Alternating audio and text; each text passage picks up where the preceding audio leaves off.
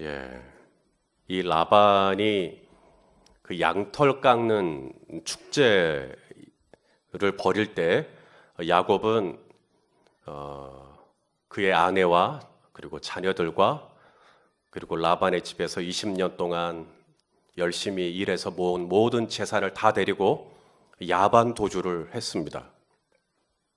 아무리 생각해도 이 라반이 순순히 자신을 놔줄 것 같지 않으니까, 소망이 보이지 않으니까 도망을 친 거죠. 야곱이 도망을 친 지 3일이 되었을 때 라반이 알게 되었습니다. 야곱이 도망을 갔구나. 내 딸들과 함께, 내 손주들과 함께 도망을 갔구나. 그래서 추격을 시작합니다. 그리고 잡죠. 중간에 기어이 잡아냅니다. 어디서 잡았는가? 길르앗이라는 곳에서 잡았다라고 성경에 되어 있습니다. 길르앗. 지금 라반이 있는 곳은 바단 아람 하란입니다. 오늘날 터키에 가면 여전히 하란이라는 도시가 있습니다. 그 이름이 그대로 있어요. 이 메소포타미아 북쪽에 있는 이 하란에서부터 갈릴리 바다 밑에 갈릴리 호수입니다, 사실은. 근데 워낙에 크니까 바다라고 하는 건데, 갈릴리 바다 밑에 이 길르앗까지 쫓아왔다라는 거거든요. 이것은 거리가 560km가 넘습니다. 그 거리를 이 라반이 사람들을 구성해가지고 이 야곱을 추격해 오는 겁니다. 이 560km를 단숨에 달려오는 건데 시간이 일주일이 걸려서 일주일 동안 눈에 불을 켜고 그리고 이제 이 야곱을 추격해 오는 겁니다. 라반이 야곱을 500km가 넘는 거리를 추격할 때 라반의 마음속에는 딱 하나밖에 없습니다. 이 야곱을 만나면 야곱에게 축복하고 내 딸들에게 축복하고 보내줘야 되겠다. 이런 마음 아닙니다. 라반이 눈에 불을 켜고 일주일이 넘도록 쉬지도 않고 야곱을 추격했던 이유는 딱 하나입니다. 야곱을 해치기 위함입니다. 야곱을 죽이고 그리고 딸들과 손주들 다 데리고 오고 그리고 모든 양떼와 소떼의 재물을 다시 다 자기 것으로 돌리기 위함입니다. 자, 그런데 하나님이 여기서 개입을 하시죠. 라반의 꿈에 개입을 하십니다. 지금 듣는 얘기를 이렇게 처음 듣는 것처럼 들으시면 어떡합니까, 지금? 여러분의 표정이, 야, 이거 처음 듣는 건데, 지금 이 얘기를 계속 해왔습니다. 그죠? 너무 표정들이 다들, 그런 얘기가 있었나, 막, 이런 표정으로 보시니까 제가 힘드네요. 예. 자, 라반이 추격을 하는데 하나님이 개입을 하시죠. 꿈에 나타나십니다. 그리고 뭐라 그래요? 야곱 건들지 말라 그래요. 선악간에 아무 말도 하지 말아라. 아무 말도 하지 말아라. 이 말은 건들지 말라는 얘기예요. 그래서 이제 라반이 야곱을 만납니다. 그리고 하나님이 너한테 아무 말 하지 말라 그랬으니까 나도 아무 말 하지 않겠다. 아무것도 하지 않겠다. 그러면서 이제 헤어지는데 헤어질 때 뭘 하냐면 돌무더기를 세우자고 제안을 하는 겁니다. 돌무더기를 세우자. 이 돌무더기를 증거의 돌무더기, 언약의 돌무더기 이런 거예요. 자, 그리고 나서 이 돌무더기를 세우고 나서 오늘 본문이 끝나는 55절에 보면 라반이 야곱과 그리고 야곱의 아내들을 축복하죠. 자, 55절 말씀을 같이 한번 읽어보겠습니다. 시작. 일찍이 일어나 손자들과 딸들에게 입맞추며 그들에게 축복하고 떠나 고향으로 갔더라. 자, 보세요. 처음에 이 라반이 야곱을 쫓아왔을 때의 마음은 어떤 마음이었어요? 해하려고 하는 겁니다. 죽이라 그런 거예요. 죽이려고 그런 거예요. 해하려고 했어요. 그런데 하나님이 개입을 하시니까 해하려고 했던 마음을 뭐로 바꿔버리십니까? 축복으로 바꿔버리십니다. 나는 너를 해하려고 내가 너에게 해할 권세가 있었다. 이렇게 라반이 얘기하죠. 나는 너를 해할 수 있다. 여기서 이 해한다라는 말이 히브리어로 라라고 하는 단어인데 이게 뭐냐면 그 사울이 그 악신이 들리죠. 그 악신이라고 할 때 똑같은 라라는 단어가 쓰입니다. 그러니까 내가 너를 어떤 피해를 입히려고 했다는 거예요. 내가 너에게 어떤 피해를 입히려고 상처를 주려고 그럴 마음이었습니다. 해치려는 마음. 그런데 하나님이 개입하시니까 그 해치려는 마음을 축복의 마음으로 바꿔버리셨어요. 사랑하시는 성도 여러분, 하나님은 이렇게 하실 수 있는 분이십니다. 누군가가 나에게 해치려고 했어요. 누군가가 나에게 아주 안 좋은 마음을 품었어요. 그래서 나에게 뭔가 이렇게 해하려는 마음이 있었는데 하나님이 중간에 이것을 바꿔버리십니다. 그런 사례가 있습니다. 요셉의 형들이 요셉을 해하려고 했나요? 웅덩이를 파갖고 또 미디안 상인들에게 노예로 팔아버려가지고 자기 동생을 해하려고 했습니다. 하지만 하나님은 형들이 요셉을 해하려고 했지만 하나님은 그것을 축복으로 바꿔버리시죠. 자, 창세기 50장 20절 시작. 당신들은 나를 해하려 하였으나 하나님은 그것을 선으로 바꾸사 오늘과 같이 많은 백성의 생명을 구원하게 하시려 하셨나니. 할렐루야. 자, 사람들은 나를 뭐 하려고 해요? 해하려고 그래요. 그래, 이번 기회에 우리 박 부장을 확 이러려고 해요. 그런데 하나님은 그것을 뭐로 바꿔버려요? 선으로, 축복으로 바꿔버리실 수 있는 하나님. 자, 발람이죠, 발람. 이 모압 왕 발락이 와가지고 이 광야를 지나는 이스라엘 백성들에게 뭘 좀 해주라. 저주를 좀 퍼부어 주라. 맞아요? 저주를 좀 해주라. 그래서 이제 발람이 산 위에 올라갑니다. 저주를 하려고 입을 딱 열었는데 뭐가 나와요, 입에서? 축복이 나가는 겁니다. 나는 분명히 저주하려고, 나 돈까지 받았으니까 분명히 저주하려고 했는데 갑자기 하나님이 축복으로 바꿔버리십니다. 몇 번을 그렇게 하시죠? 3번을 그렇게 하시잖아요. 하나님이 저주를 계속 뭐로 바꿔버려요? 축복으로. 해하려고 했으나 축복으로. 해치려고 했으나 축복으로. 그러므로 사랑하시는 여러분, 누군가가 여러분에게 해하려고 합니까? 누군가가 여러분에게 저주를 퍼붓습니까? 우리가 어떻게 하면 좋을까요? 반응하지 마십시오. 반응하지 마십시오. 반응할 필요가 없습니다. 하나님의 자녀들은 누군가가 이 하나님의 자녀들을 저주한다고 해서 그 저주가 하나님의 자녀에 영향을 미치지 않습니다.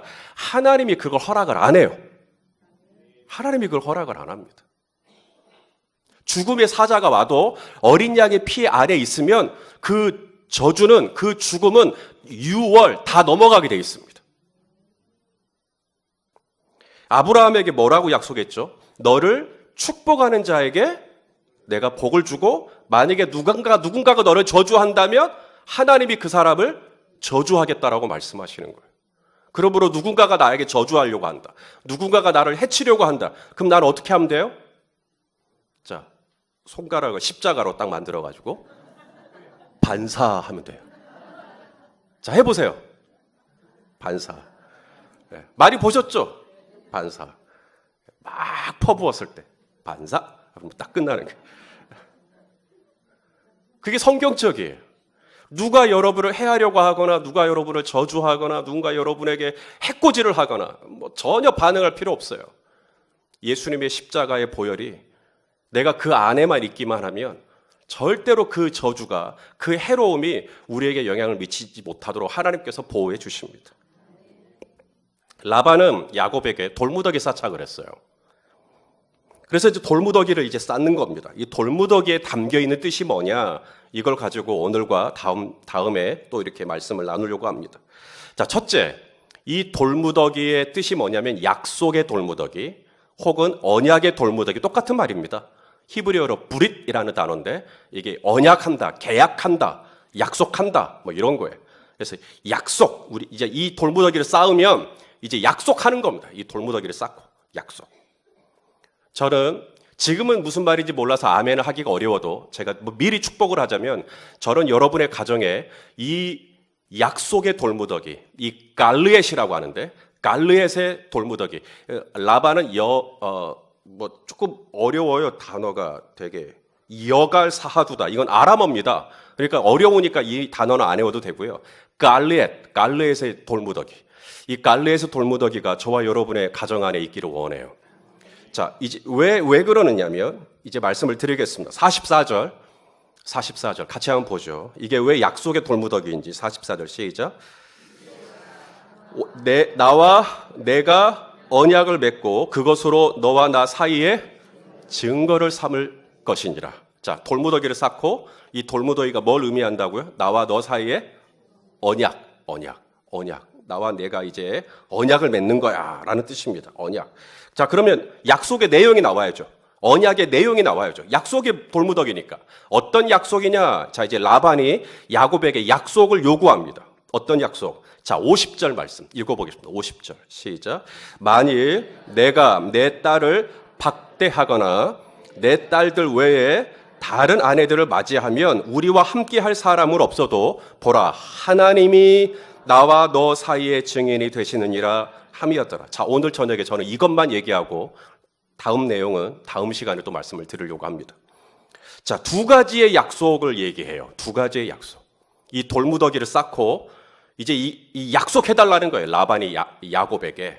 어떤 약속? 첫째, 따라서 합시다. 내 딸을 박대하지 마라. 이게 첫 번째 라반이 요구한 약속입니다.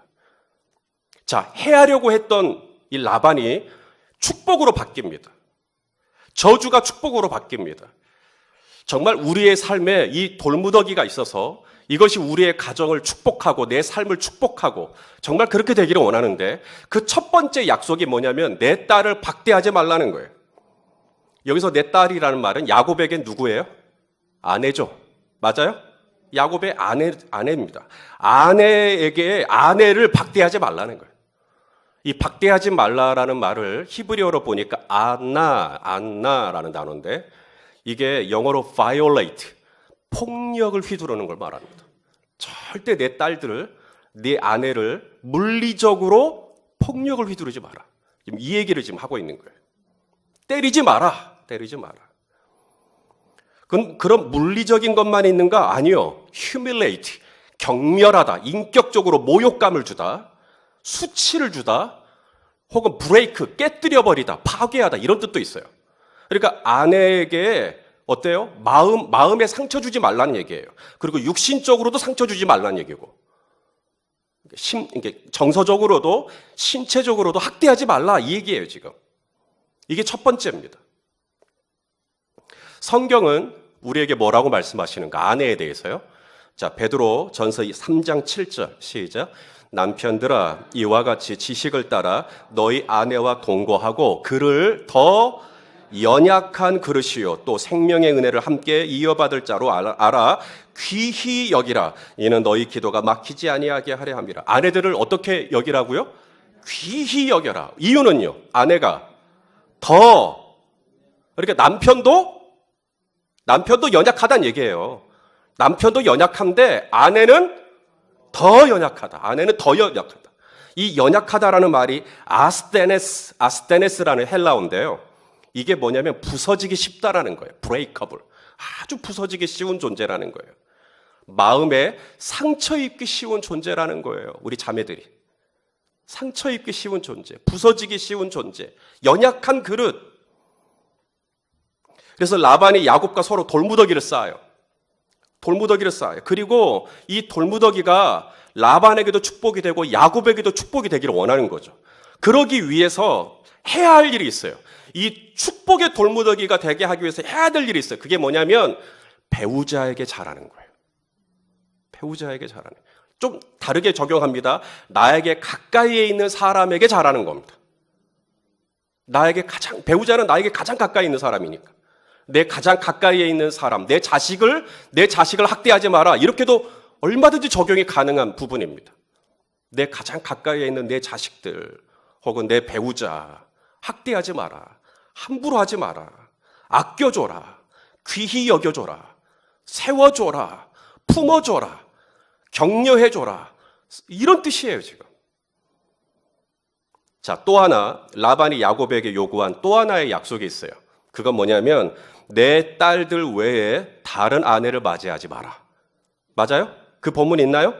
내 딸들 외에 절대 다른 아내 맞이하지 마라. 이것은 쉬운 겁니다. 아내에게 대한 성적인 순결을 지키라는 이야기입니다. 아주 액면 그대로 그렇게 받아들이시면 됩니다. 자, 그런데 비단 그렇게 단순하지만은 않아요. 왜냐하면 자, 대답해 보세요. 당시에 막 주전 막 3,000년, 4,000년 이때 당시에 이 당시 사람들은 남자들이요. 다른 아내를 내가 지금 결혼했지만 다른 아내를 둘 수 있는 가능성이 있습니까? 없습니까? 얼마든지 가능하죠. 그러니까 이 당시의 세속적인 가치관은 뭐냐면 아내를 많이 두는 것이 남자의 뭐예요? 그게 능력이거든요. 아내를 많이 두는 것이 솔로몬은 아내가 몇 명이요? 700명이요. 7,000명이요? 예, 7,000명. 7,000명이요? 700명이요? 700명. 제가 잘못 알았나? 저를 700으로 알고 있었는데. 자, 우리가 그렇게 아내를 많이 두는 것이 남자의 능력으로 이해하는 겁니다. 남자의 능력으로. 하지만 라반은 야곱과 헤어지면서 무슨 약속을 받아내요? 자기 딸들 외에는 절대로 다른 아내를 더 들이지 마라. 다른 아내를 더 두지 마라. 이 얘기를 하는 겁니다.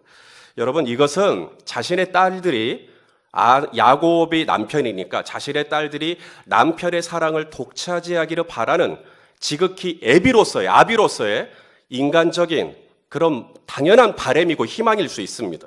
근데 이것이 단순한 게 아닌 게 뭐냐면 저는 오늘 이 라반의 입술을 통해 하나님이 이 야곱에게 그리고 오늘 이 말씀을 접하는 저와 여러분에게 뭔가 지금 말씀하신다고 생각을 하는데 자, 생각해 보십시다. 야곱은 하마터면 지금은 라반에게 추격을 당하고 큰 해를 입을 뻔했어요.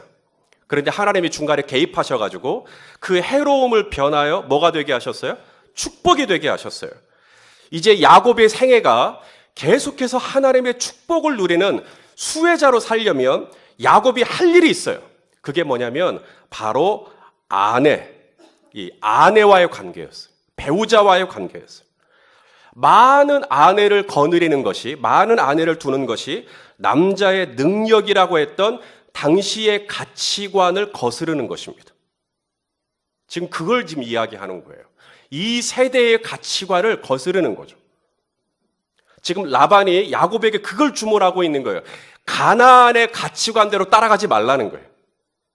이 세대의 가치관을 따라가지 말라는 거예요. 내 딸들 외에는 절대 다른 아내 두지 말라는 말은 비단 내 딸들만 사랑해달라고 하는 단순한 의도에서 넘어서서 하나님이 오늘 우리에게 주고자 하는 메시지는 뭐냐면 가나안에 팽배하게 퍼져 있는 곧 많은 아내를 두는 것이 남성의 능력이라고 하는 이 가치관을 완전히 역행하라는 거예요. 거꾸로 가라는 얘기예요.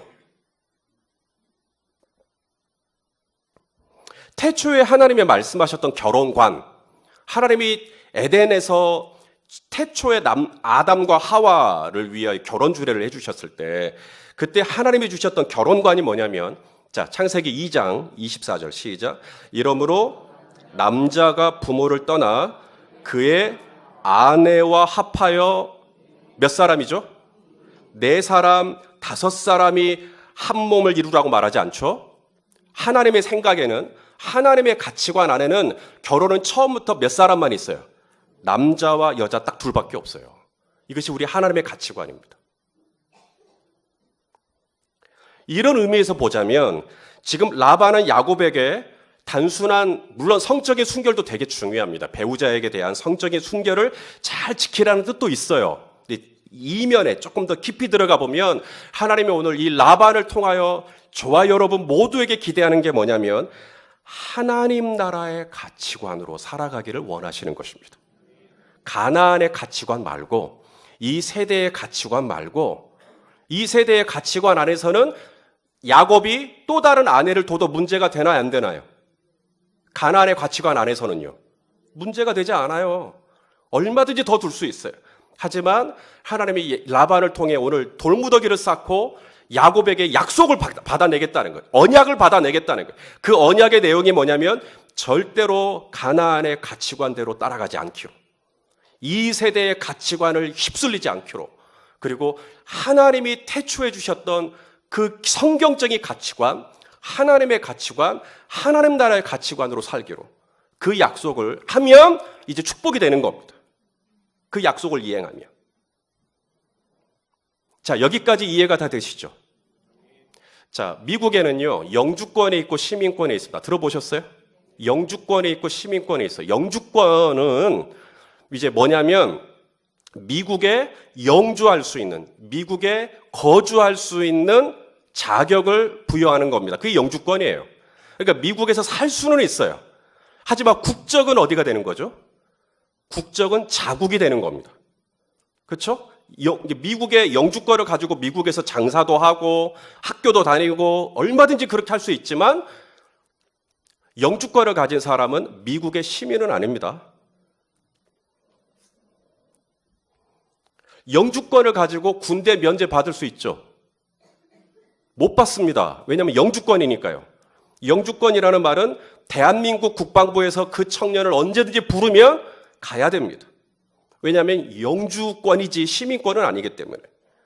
자, 시민권, 태어난 곳은 한국이어도 시민권을 가졌어요. 영주권을 가진 지 5년 이상 되면 큰 어떤 그 법적인 문제만 생기지 않으면 시민권을 받을 수 있다고 합니다. 그래서 시민권을 받게 되면 이제 어떻게 되죠?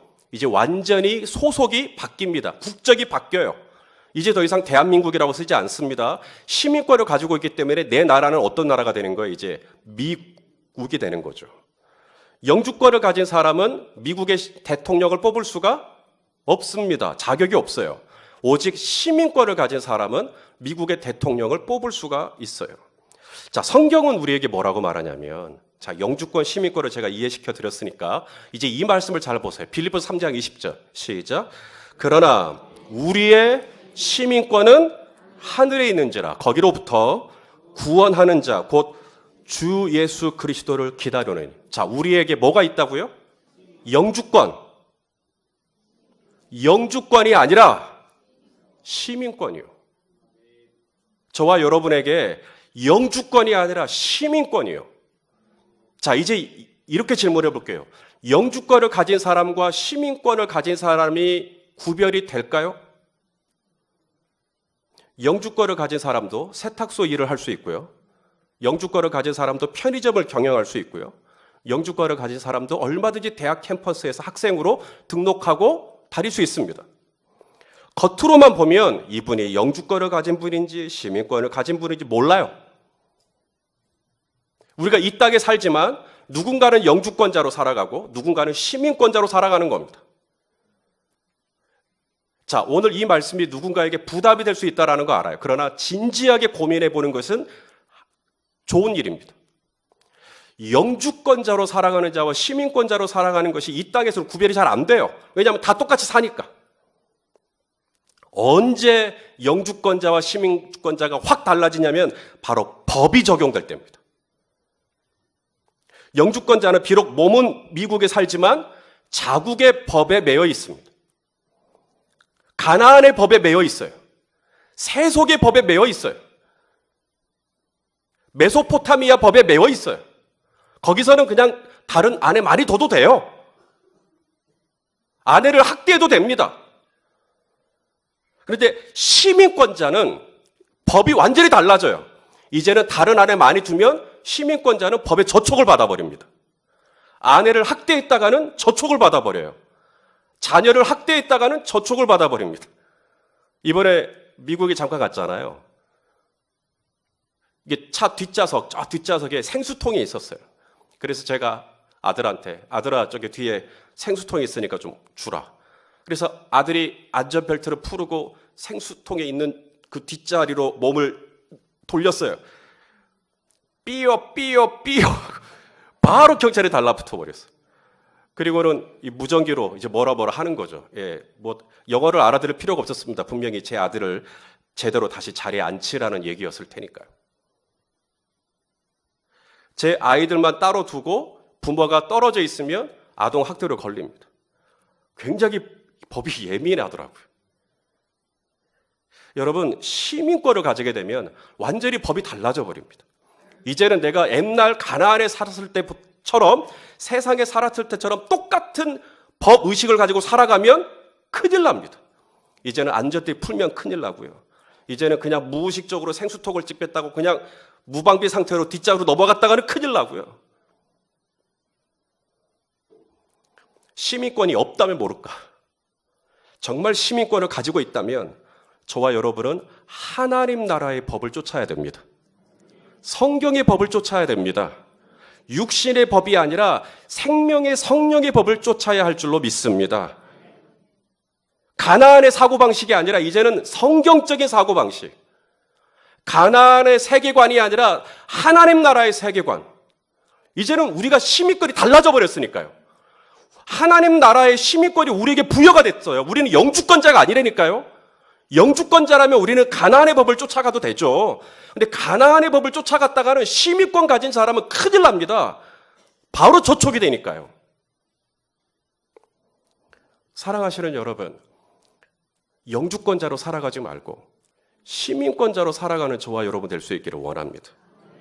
몸은 교회를 왔다 갔다 해요. 딱 보면 그냥 시민권자 같아요. 그런데 내 삶의 방식이, 내 삶의 내용이 완전히 그냥 가난한 사람들과 똑같은 거예요. 가난한 사람들과 똑같은 마음으로 내 자녀를 보고, 가난한 사람과 똑같은 마음으로 회사를 경영하고, 그러면은 이게 별 차이가 없는 거 아닙니까? 배우자를 안나 학대하지 마라. 내 가장 가까이 있는 사람들을 학대하지 마라. 여러분, 이 무슬림 사람들은 이스마엘의 후예죠. 아브라함의 이스마엘의 후예입니다. 이 이스마엘에게 하나님이 주셨던 예언의 말씀이 뭐냐면 너희에게서 칼이 떠나지 않을 거라 그랬어요. 그래서 이스마엘 후예는 무력을 씁니다. 지금도 마찬가지죠. 그래서 이 무슬림 사람들의 결혼관은 일부 일처제가 아니죠. 무슬림은 일부 다처제입니다. 일부 다처제. 이 무슬림 세계 안에서 이혼을 주장할 수 있는 자격은 남성만 갖고 있어요. 여성은 절대로 이혼을 말할 수도 없습니다. 이 남성이 이 아내와 살다가 이제 아내와 이혼하고 싶은 거예요. 그러면 그 방법이 무슨 법원을 가고 뭐 조정기간을 걸치고 복잡하지 않습니다. 그냥 딱 한마디만 하면 됩니다. 탈라크. 우리말 탈락하고 좀 비슷해요. 이게 탈라크라는 말을 3번만 사용하면 이혼이 됩니다. 지금 여인이 편말 들고 있죠. 이게 뭐죠? 스카이프나 페이스북으로 우리를 이혼시키지 말아달라는 거예요. 그게 무슨 말이냐면 문자로 탈라크라는 단어를 3번만 쓰면 법적으로 이혼이 허용이 됩니다. 무슬림 남자들은요. 그냥 살다가 마음에 안 들면 그 무슬림 남성들이 아내와 이혼하는 제일 첫 번째 이유가 뭐냐면 아내가 가난한 거예요. 아내가 경제적인 능력이 없는 거예요. 그러면 바로 이혼. 그게 75%인가 이유가 그래요. 그러니까 이 아내가 볼 때 그냥 마음에 안 들면 탈락. 이거 3번만 하면 이혼이 됩니다. 이게 그냥 이 무슬림 세계관이에요. 이슬람 세계관입니다. 이것이 이스마엘의 세계관이고요. 이스마엘의 딸들하고 에서하고 결혼을 하죠. 그래서 에서의 세계관입니다. 가나안의 세계관이에요. 에서가 이삭에게 고민이 됐던 게 뭐냐면 에서는 가나안 여자들하고 같이 살았거든요. 이것이 이 이삭의 마음을 너무나 아프게 했던 겁니다. 이 가나안의 세계관은 뭐냐면 아내를 학대해도 되는 거예요. 그 영국의 BBC 방송에서 무슬림들을 이렇게 찍었는데 다큐멘터리 저도 잠깐 봤습니다. 이 무슬림 남성들이 이 아내를 육체적으로 얼마나 쉽게 학대하는지를 찍어서 보여준 거예요. 이 사람들이 많이 다니는 공공장소, 놀이공원입니다. 그런데 아내의 뺨을 때려버립니다. 그냥 아무렇지도 않게. 그러면서 너무나 심각하다는 거예요. 근데 이것이 무슬림 남자들에게는 아무런 양심의 가책이 없습니다. 왜냐하면 자기들은 그래도 되니까. 그런데 오늘 라반을 통해서 증거의 돌무더기에 갈르엣을 쌓고 정말 이것이 화가 축복이 되는, 저주가 축복이 되는, 정말 이 돌무더기가 그렇게 되기 위해서 라반이 야곱에게 약속을 좀 하자는 거예요. 그 야곱이 뭐냐면 절대 아내를 학대하지 마라. 배우자를 학대하지 마라. 그 다음 2번째, 아내를 많이 두지 마라. 내 딸들 외에는. 이것은 가나안의 가치관을 거슬러 하나님 나라의 가치관으로 세우기를 원하는, 사랑하시는 성도 여러분, 바로 여기에 축복의 비밀이 있다는 것을 믿으시고 이 땅을 살아가는 동안 하나님 나라의 영주권자가 아니라 우리의 시민권이 하늘에 있다 했으니 시민권자답게 정말 하나님 나라의 법, 하나님 나라의 규율, 하나님 나라의 율례, 하나님 나라의 세계관, 하나님 나라의 방식, 하나님 나라의 라이프 스타일로 오늘 내게 허락한 내 가장 가까이 있는 내 가족들, 내 식구들, 이들에게 잘하는 것이 가장 하나님께서 기뻐하시는 거라는 걸 기억하고, 물론 우리가 교회 와서 봉사도 하고 예배도 하고 찬양도 하는 거 좋지만 하나님은 우리의 믿음이 교회에서만 발휘되는 것이 아니라 이 믿음이 진짜 발휘되길 원하는 현장은 바로 우리의 가정이라는 걸 기억하고, 정말 내 가정에서 내 가장 사랑하는 사람들에게 선대하고 후대하고 저들에게 정말 축복해 줌으로 말미암아 하나님이 나를 위하여 세우신 이 증거의 무더기, 이 증거의 무더기를 가정 안에서 잘 쌓아서 하나님의 축복이 여러분의 가정 안에, 여러분의 삶과 사역 안에 충만하게 임하시기를 예수님의 이름으로 축원합니다.